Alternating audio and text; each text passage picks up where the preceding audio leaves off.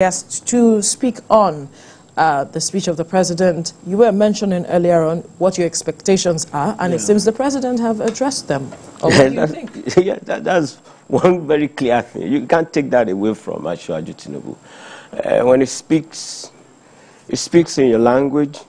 He speaks and reflects realities of the moment. You can't take that away from him. That the cost of living is high. That the moment is tough. He is aware. And he has given us steps that have been taken by his administration. I think those are commendable. I must commend your thorough summary too. That was perspicacious. And I like that. Let's talk about the youth and all that. You will expect that things will be at this stage tough, given, our antecedent as a nation.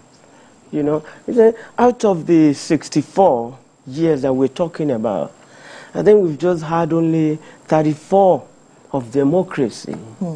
30 shattered by the military, interregnum, interjunctions, unnecessary interventions. Even so ugly at a point, because of frustrations, Nigeria needed to, as democratic people, ushered in military at some point. Then when they saw that you can never compare freedom to being caged, they had to say, Buhari, you have to go. Collaborating with another military to chase a military. Then even at that point, Babangida showed us Pepe. So at this point, I will want to appeal always again for patience. We cannot throw away democratic culture and principles because of our haste to have a better standard. It will take time. It will take time. 16 months, fine. The debt burden that Mr. President mentioned about, I think there is more to do in the area of information dissemination. If you have been able to pay 30-something billions, I remember, this is not funny. When Shagari had 5.5 billion from the military administration in 1979, and it rose to $8.2 billion in 1984. By the time the military came back, there was nothing left in the coffer. There was nothing left in the coffer. That was the height of corruption by the then democratic institutions.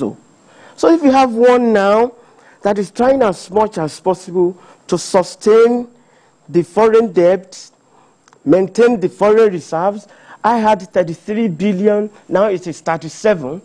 I think that is commendable. However, how does that translate to food on the table of the common man? That's right. And that is why we need to look at seriously the banditry, terrorism.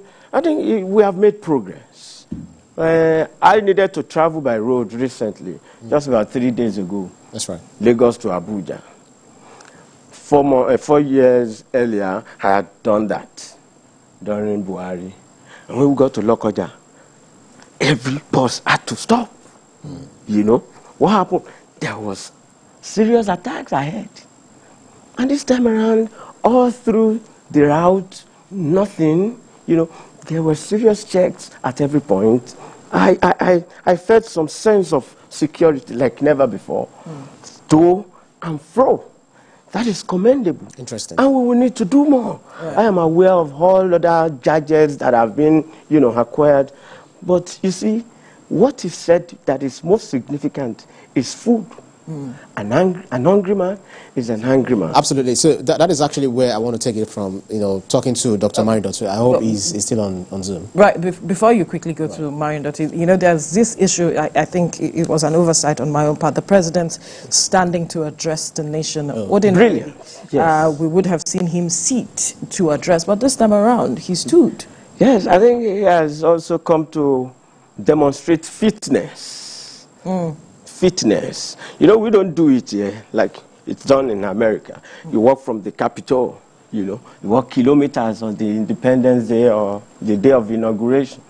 So Mr. President has come to reflect that come, we are fit enough to do the job. I think he's sending a signal. Right. And that's is okay for us. He's healthy, nothing wrong with his health, nothing wrong with his mental capacity, standing for almost 35 minutes, you know, to address.